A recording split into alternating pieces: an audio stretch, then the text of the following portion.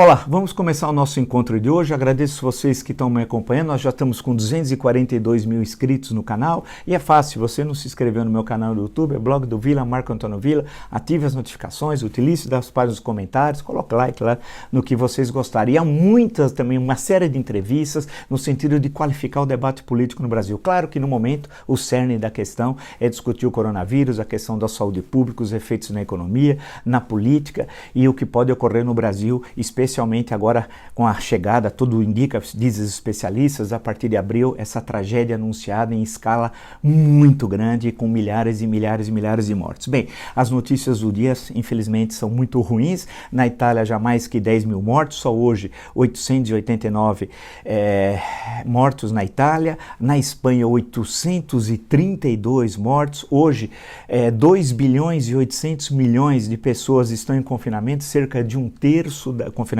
social, um terço da população mundial, e a repercussão no mundo das ações tomadas pelo presidente da República são absolutamente negativas. Na revista The Economist já o chamou de Bolsonaro, tendo em vista as ações absurdas que ele tem tomado e que tem causado uma repercussão extremamente negativa, já outras que já tinham relação a esse governo, a questão da Amazônia, etc, etc. Agora isso é muito grave, porque coloca em risco 210 milhões de brasileiros, a vida de 210 milhões de brasileiros e a economia do nosso país. Bem, o país tem uma série de dificuldades, nós sabemos, e vão ficar muito claras nesse momento. Nós temos milhões que não têm água encanada, o saneamento básico, metade das cidades brasileiras não tem água e esgoto tratado, nós temos cerca de 15 milhões de brasileiros que vivem em favelas, né?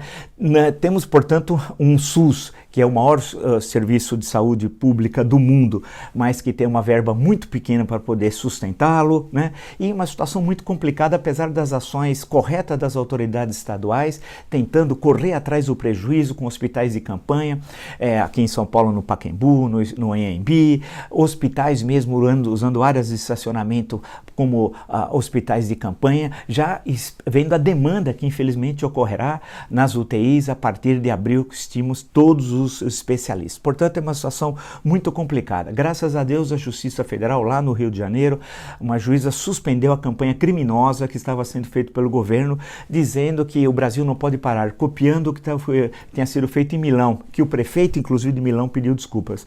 Milão é a cidade da Itália com quase que metade dos mortos do coronavírus foi justamente Milão. Um dos motivos foi a irresponsabilidade dessa campanha, do qual o prefeito da cidade foi conivente. Por incrível que pareça, né, aqui no Brasil, o governo federal estava patrocinando essa campanha. O presidente mentiu dizendo que não estava, tentaram retirar das redes, mas mentiu novamente, né, porque até o WhatsApp do seu filho, Flávio Miliciano Bolsonaro, estava divulgando essa campanha.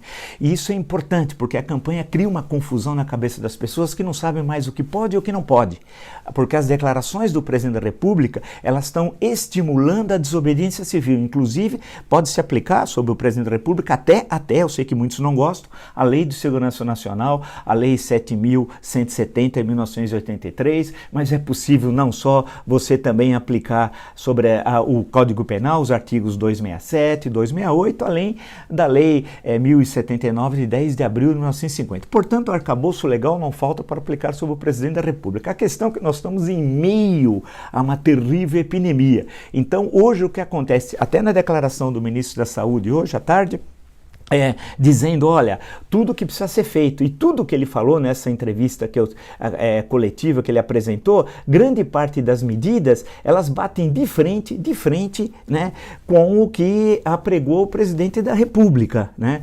Ou seja, insiste na importância do isolamento social, né? Mostra que esse isolamento até agora foi positivo, abrindo leitos na UTI, porque como você não tem aquela circulação tradicional, você não tem aqueles acidentes de trânsito, etc, etc, etc, né? Então, como isso acaba abrindo vagas nas UTIs, preparando-se então para a tragédia que está chegando, é uma tragédia anunciada, né?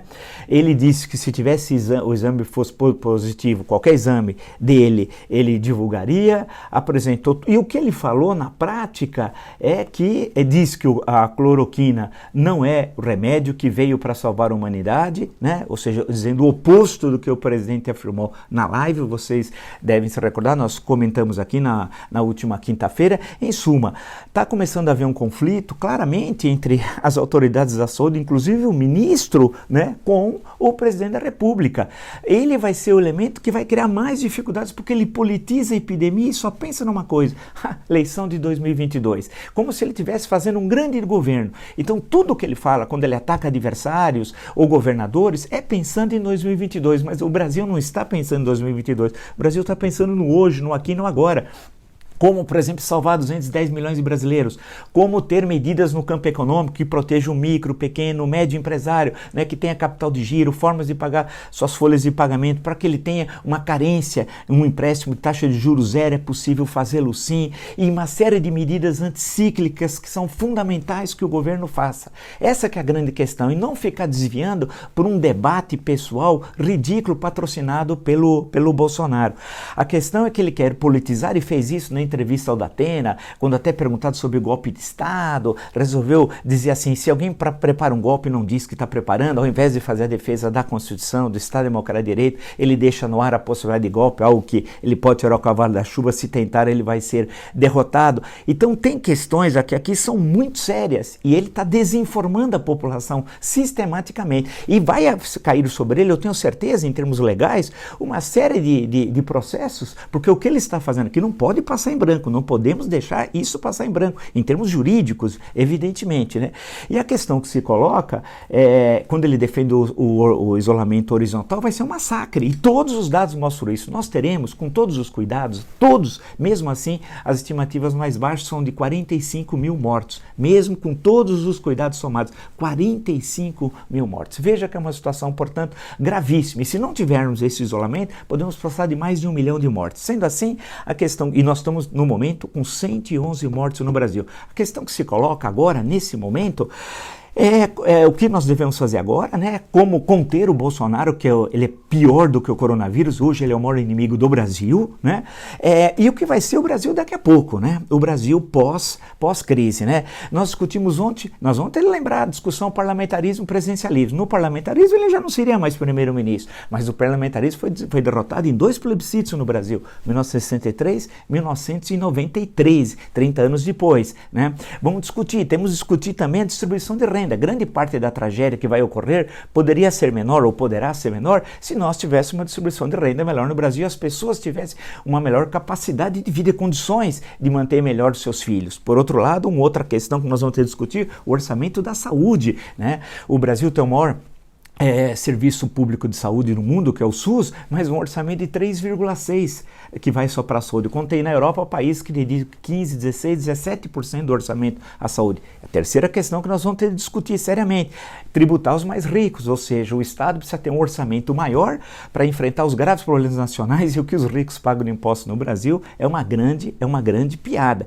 Isso também tem de ser modificado. E a questão é o seguinte: será que o Bolsonaro ainda será o presidente após abril, maio, junho? Se for, né, como é que o Brasil vai conseguir conviver com o Bolsonaro? Como é que ele pode liderar um processo de recuperação econômica quando nós vamos ter a recessão provavelmente a maior da história do país republicano? E o que ele fará abril, maio e junho como um elemento de desviar, de desqualificar informações falsas, né? Criando dificuldades para as autoridades de saúde pública enfrentar essa grave situação. Então, essas são algumas das questões que nós vamos ter de enfrentar. Mas a questão atual, concreta, é o seguinte: temos de parar constitucionalmente as ações nefastas ao interesse público feitas pelo presidente da República e não ter bate-boca político. A questão é salvar os brasileiros, a saúde pública e, ao mesmo tempo, construir mecanismos econômicos a curto prazo, de medidas anticíclicas, keynesianas, nada daquele liberalismo babaca, é o Estado que tem condições de enfrentar e vencer essa dura batalha. Essas são algumas das questões, um breve resumo de hoje. Nos encontramos amanhã e sempre fazendo um convite: se você não se inscreveu no meu canal, é muito fácil fazê-lo. Blog do Vila, Marco Antônio Vila, ative as notificações, utilize da paz dos comentários, né? Coloque like no que vocês gostaram, tá bom? Até!